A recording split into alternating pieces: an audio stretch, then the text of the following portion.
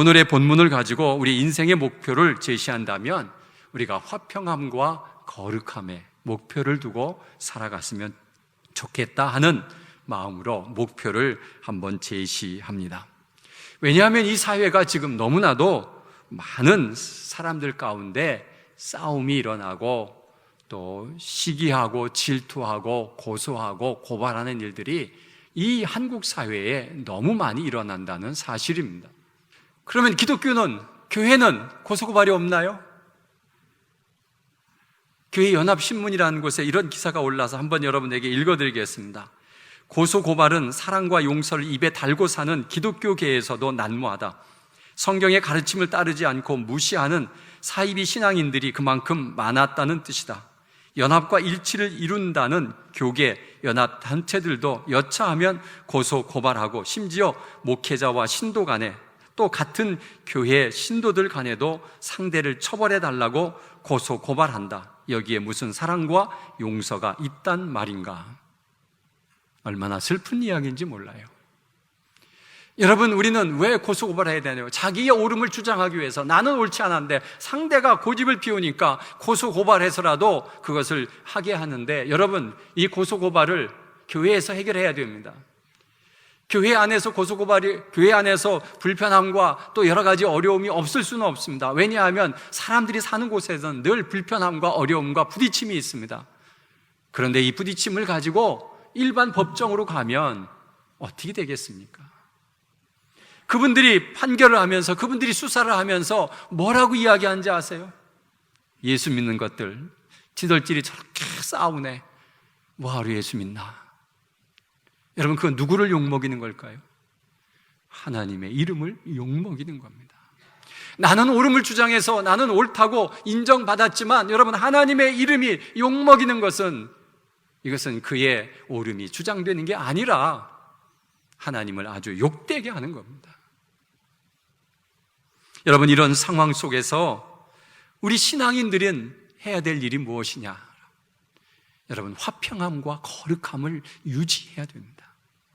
이것이 우리 신앙의 목표를 삼았으면 좋겠어서 여러분, 오늘의 본문을 가지고 우리의 신앙의 제2의 목표가 무엇이냐? 화평함과 거룩함으로 살아가는 우리 모두가 되었으면 좋겠습니다.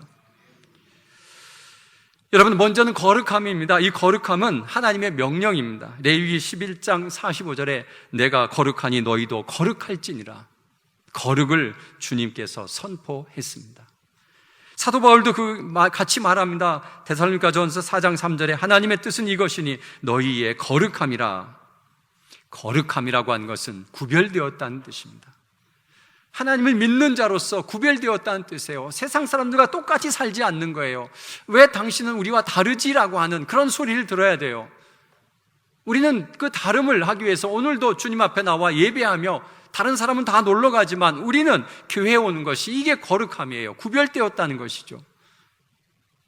우리와 같이 놀러 가자, 우리와 같이 좀 어디 좀 가자, 휴가 가자, 주일날 좀 빠지면 안 되겠냐라고 얘기하지만 우리는 안 돼, 나는 아무리 좋은 곳이 있어도 와야 돼라고 하는 그런 거룩함, 그것을 우리는 표현해야 된다는, 그때 하나님이 기뻐하시고 하나님이 인도하시는 거예요. 이 거룩함은 하나님을 하나님으로 인정해드리는 것이고, 하나님의 명령에 순종하는 것이고, 하나님의 말씀을 그대로 따르는 것이 거룩함입니다. 왜냐하면 믿지 않는 자는 그런 것을 전혀 하지 않기 때문에 그렇습니다. 하나님은 우리 보고 거룩하라고 명령하셨습니다.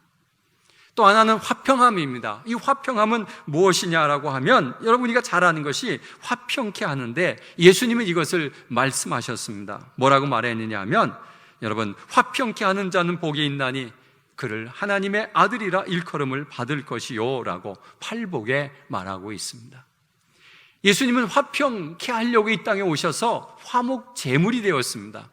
하나님과 우리와의 관계가 깨어진 것을 가지고 자신의 몸을 다 죽여가면서 제발 하나님과 우리 인간의 관계를 화평케 하시는 그 일을 하셨습니다. 그래서 그런 일을 하는 자는 하나님의 아들이라 일컬음을 받겠다라고 하는 것입니다. 여러분, 피스메이커로 살아갑니다. 분쟁과 갈등이 있는 곳에 가서 화합하게 만든 그런 사람을 보고 작은 예수다, 이렇게 표현한다는 것입니다. 여러분, 우리는 그 화평케 하는 일에 쓰임을 받아야 됩니다.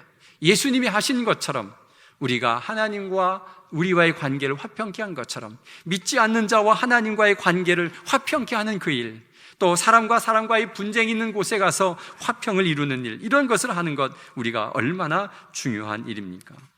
사도 바울도 그 이야기를 합니다. 로마서 12장 18절에 할 수 있거든 너희로서 모든 사람과 더불어 화목하라. 여러분, 이 화목한 것, 우리 사회에 꼭 필요한 것입니다. 모든 정치가 화목했으면 좋겠습니다. 화평했으면 좋겠습니다.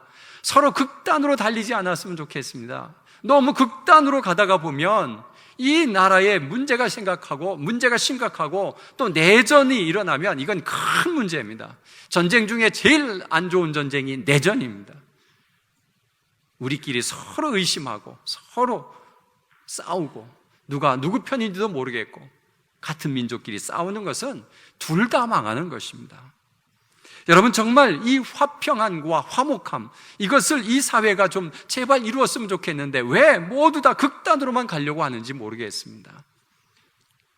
여러분, 또 하나님이 주신 큰 계명이 있습니다. 그게 뭘까요?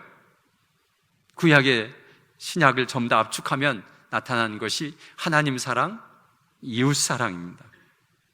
이 계명과 같은 것입니다. 여러분, 화평함과 거룩함은 하나님 사랑, 이웃 사랑과 같은 이야기예요. 거룩함은 하나님의 사랑이고요, 화평은 이웃과의 사랑을 이야기하고 있습니다. 그렇기 때문에 우리가 목표를 세우는 것은 제발 우리의 삶이 화평하기를 원합니다. 그리고 우리의 삶이 구별된 거룩한 삶을 살아야 된다고 하는 것을 잊지 말고 그렇게 살려고 목적을 세우고 목표를 세우고 살아나가는 것이 우리가 해야 할 신앙의 모범입니다. 그런데 오늘 본문을 보니까 주를 보지 못하리라 라고 되어 14절에 보니까 화평함과 거룩함을 따르라, 이것이 없이는 아무도 주를 보지 못하리라 라고 되어 있습니다. 여러분, 주를 못 본다라고 하는 것은 심각한 문제가 발생된다는 것이죠. 화평함과 거룩함이 되어지지 아니하면 마지막 주님을 만나지 못한다는 겁니다. 그래서 이 본문에 표제가 있는데 여러분 성경에도 빨간 글씨로 아마 가로쳐서 맨 이 말씀 위에 뭐라고 써 있느냐 하면, 제 성경에는 하나님의 은혜를 거역한 자들에게 주는 경고, 하나님의 은혜를 거역한 자들에게 주는 경고. 여러분, 이 말씀은 안 믿는 사람에게 주는 것이 아니라 믿는 우리에게 경고한다. 하나님의 은혜를 거역한 자들에 대한 경고입니다. 그래서 여러분, 우리가 주를 보지 못하는 신앙은 어떤 신앙인가를 한번 오늘 본문을 통해서 5가지로 한번 우리가 찾아보도록 하겠습니다. 주를 보지 못하는 신앙이 뭘까? 첫째는 모든 사람과 더불어 화평함과 거룩함을 따르지 못하는 자, 14절의 말씀입니다. 이런 사람들 주를 보지 못한다고 분명하게 기록되어 있습니다.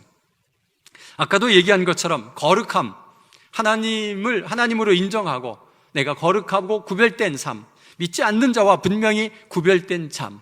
믿는 사람은 이 타임에 화를 내고 막 달려들지만 믿는 사람은 그러지 않습니다. 왜? 다르기 때문에 그렇습니다. 어떠한 상황에서도 고발하고 고소하지만 믿는 자는 그렇지 않습니다. 여러분, 이런 것들이 다르다고 하는 것이죠.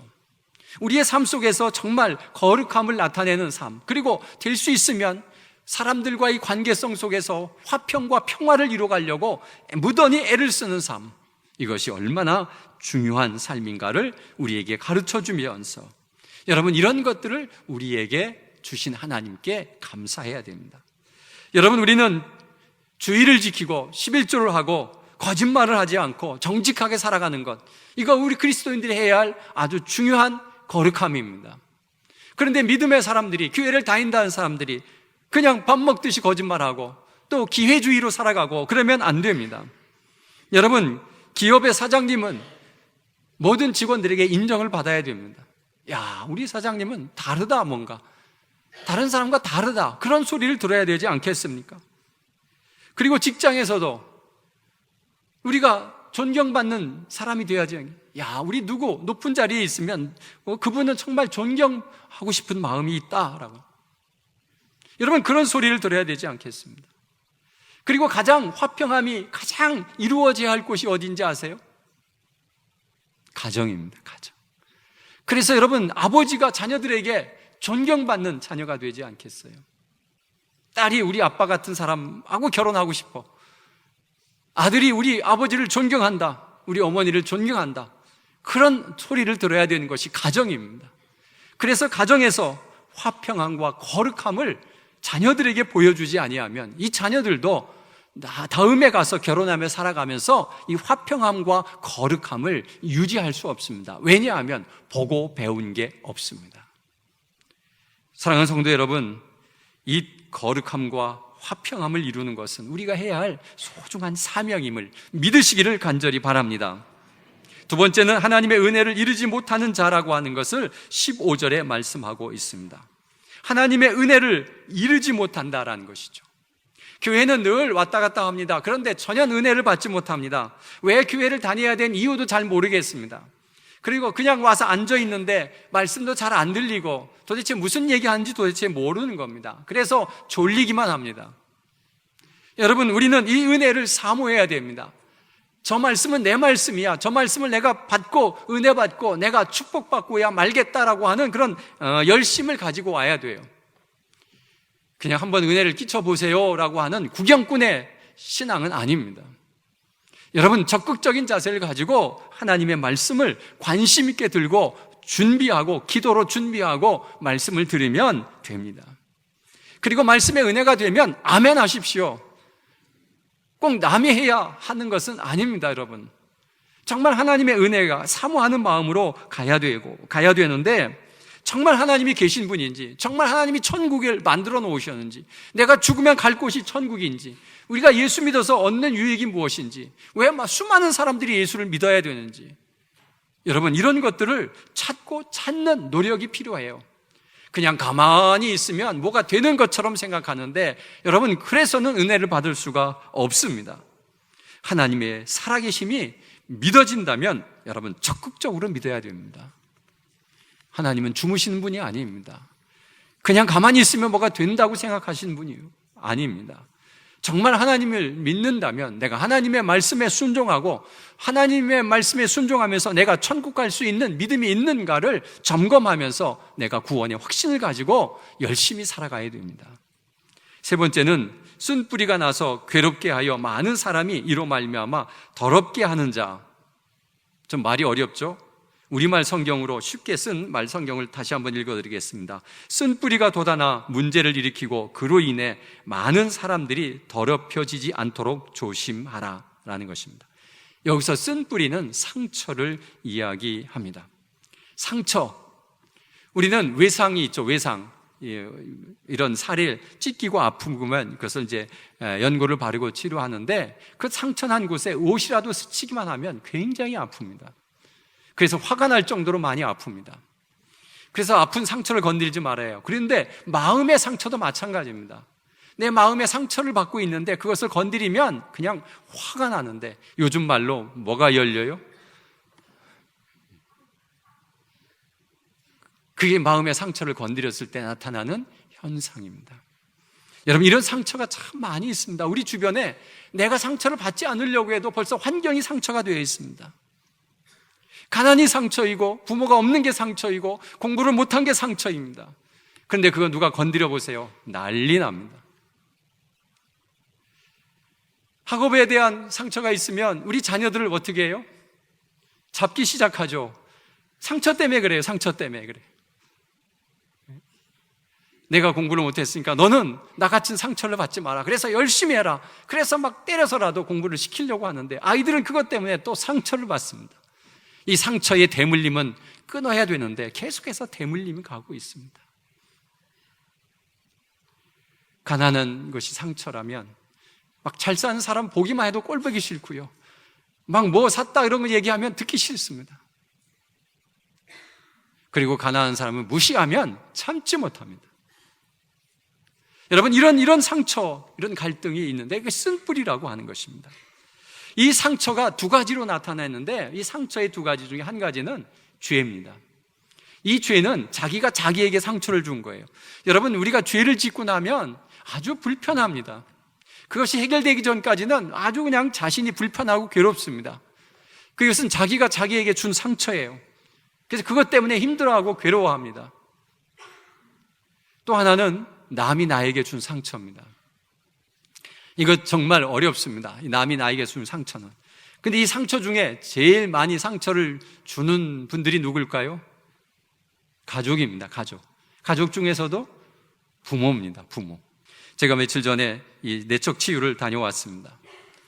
그곳에서 이제 그룹을 하면서도 보니까 목사님들도 상처가 많고, 또 평신도들 그룹에도 가봤더니 거기서 온 분이 얘기하는데 다 정신과 약을 먹고 있더래요. 우울증, 공황장애 뭐 이런 것들에서 그렇게 많이 힘들어하는, 다 믿는 사람들인데, 아니 믿는 사람들이 왜 이렇게 아플까? 왜 그렇게 상처가 많을까? 여러분, 이런 상처가 그냥 상처로 끝나면 좋은데 이 지금의 삶에 이것이 상처가 나타나가지고 누가 그 문제만 건들면 그냥 폭발해버리는, 그것 때문에 주변의 사람들이 괴롭고 힘들고, 저 사람은 왜 저렇게 화를 내는지 모르겠어, 저게 화날 일인가? 그러면서 자꾸 오해할 때가 한두 번이 아닌데 그런 상처들이 참 많이 있습니다.